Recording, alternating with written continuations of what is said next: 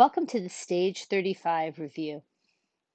In Stage 35, we learn about indirect statement and how to take a direct statement and turn it into an indirect statement.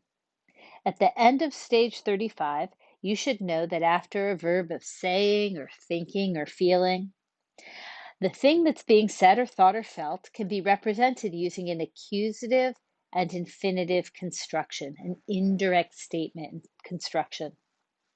You should understand that the verb of the direct statement becomes an infinitive in indirect statement, and that the subject of the direct statement goes into the accusative case in the indirect statement. It's the accusative subject of the infinitive.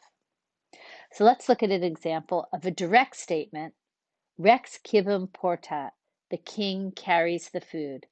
And let's turn that direct statement into an indirect statement. So here's our verb, dico, of saying or thinking or feeling. I say.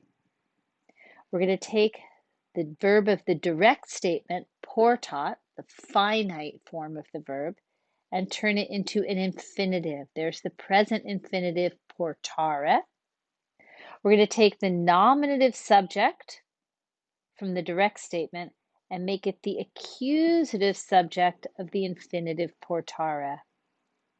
And we end up with, I say the king to carry the food, or I say that the king is carrying the food. Let's look at one more example. Milites clamant, equus mortuus est. The soldiers shout, the horse is dead. Let's take that direct statement, equus mortuus est, and turn it into an indirect statement. So here's our milites clamant. The soldiers shout. Shout is our verb of saying or thinking or feeling.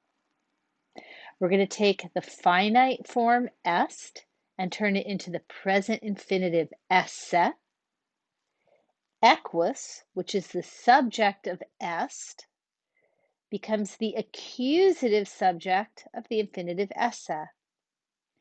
And look at here, mortuus agrees with equus. Now that we have equum, mortuum has to agree with equum. So that had to change too into the accusative case. So, milites clamant equum mortuum esse. The soldiers shout the horse to be dead, or the soldiers shout that the horse is dead. Indirect statement.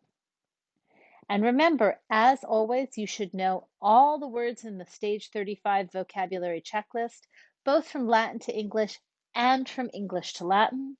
Remember that they're there at the end of the stage in your textbook, and they're also available as a list at our Dartmouth Latin Quizlet site.